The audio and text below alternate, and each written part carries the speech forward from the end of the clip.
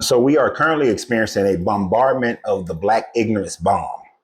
That's right. The black ignorance bombs are bursting all through the airs of America and black TikTok, as well as on YouTube and Facebook. So the first bomb that was dropped was the fact that this new Pope, Pope Leo the 13th, 14th, whichever one he is, but Rob, this American Pope, that he black. Because he got grandparents that came out of Haiti, Hispaniola, Louisiana, and they got a little Creole in their blood, all of a sudden now black people are trying to claim this tanned white man. But before I go into explaining the ignorance of the one drop rule by which many people have been bringing up, let's look at the information dealing with this man. Yes, he was born and raised in Chicago, Illinois. He then joined the priesthood, but spent most of his life down in Peru, helping the people in Peru and promoting the continued mental colonization of the Roman Catholics, by which the Roman Catholic under Pope Nicholas IV was the one who truly initiated the transatlantic slave trade.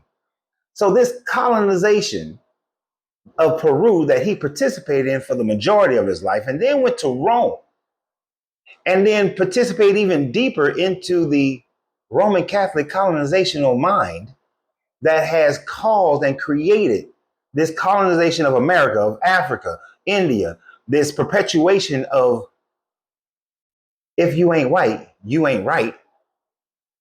This is what this man has done. He's more Peruvian, which is why he spoke Spanish, and he's more Roman Catholic, which is why he spoke Latin and Italian, than he is American.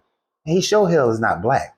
At not one point in time frame can you look at this man's history and see where he came out in support of the Black American agenda, where he was standing there for women's rights, where he was standing there for civil rights. You do not see that. Yay, he's against Trump. Who gives a damn? He ain't black.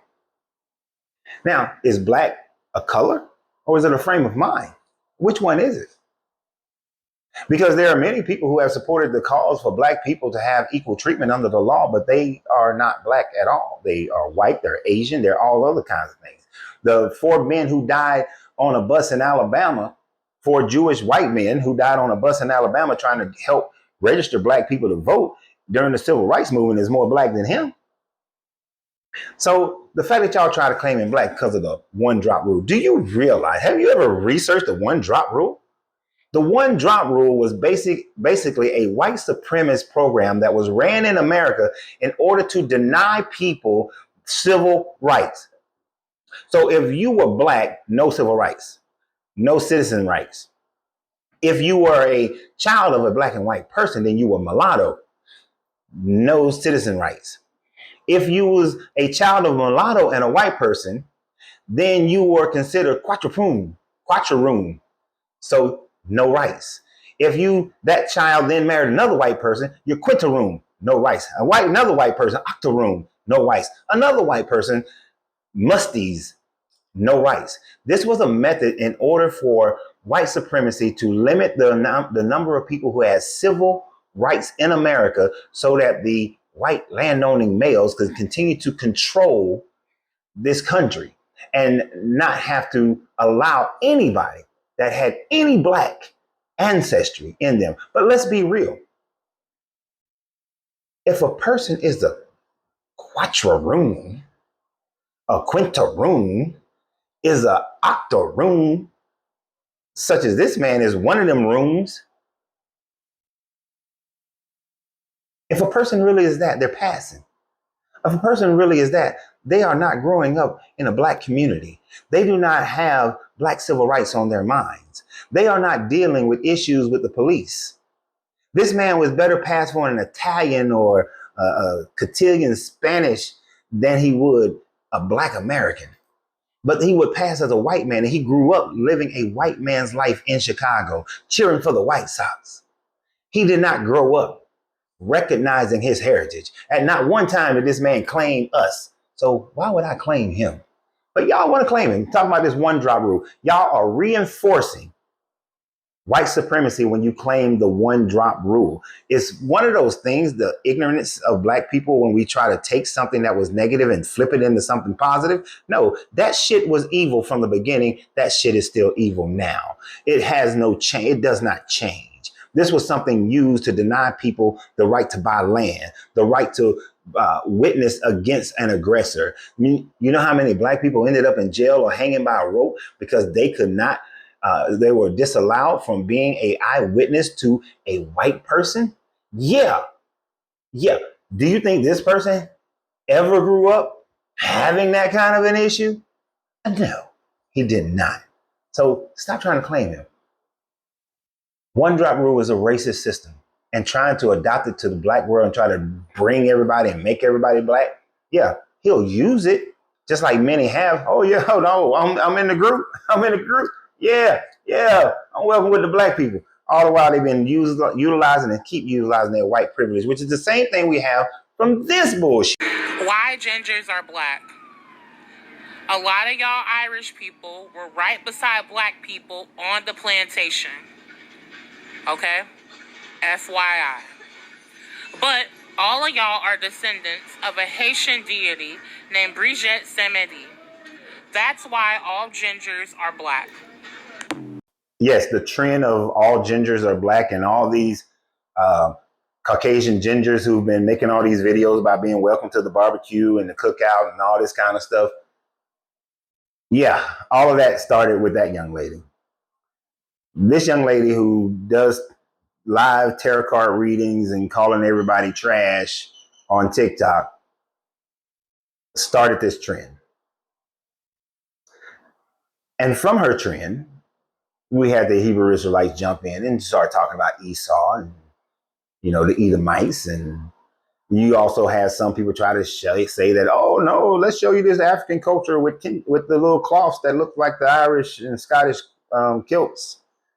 And people have been now jumping on this. This little girl she now watched the movie Sinners, saw the Irish guy in there, and understood the message that Ryan Coogler was getting across, and that is the fact that the Irish people were treated very much in a similar way as black people in America during slavery, during the Jim Crow time frame. But what we do recognize is that the Irish started being recognized as part of the white group. The Irish started getting white rights and white privilege. The Irish weren't getting pulled over in the 1970s, 80s, 90s, 2000, 2010, 2020s. That don't happen to them. That yes, for a time, the Anglo-Saxons looked down upon the Irish. For a time, they looked down upon the Germans. For a time, they looked down upon the Italians and the Spanish and everybody else in the United States of America. But during slavery and Jim Crow, that went away. After industrialization, that went away. The Irish wasn't having issues in the 1970s and the 60s and the 50s, and they weren't having issues in the 80s and the 90s. That wasn't something. They were right along in there with the rest of the white people. They were up in Boston bashing in black people's heads just like everybody else. The cops up in New York, them good old Irish cops, just bashing in heads like everybody else. So this whole thing about them being black was started by this girl, and now people are running around trying to justify it and legitimize this. Irish people are not black. Gingers of Irish descent are not black. We do have black people who are redheads and gingers, but that mutation, which only happens in less than 1% of the population, does not make a person black. And some people even trying to count melanin and saying that they have a little bit more melanin. Not them Irish pale ones with the little, they know. They do not have more melanin. And if black means a color, like I said earlier, then there are plenty of people who have disinterest in the black community and darker than me, where there are those who are lighter than me who have more interest in the black community.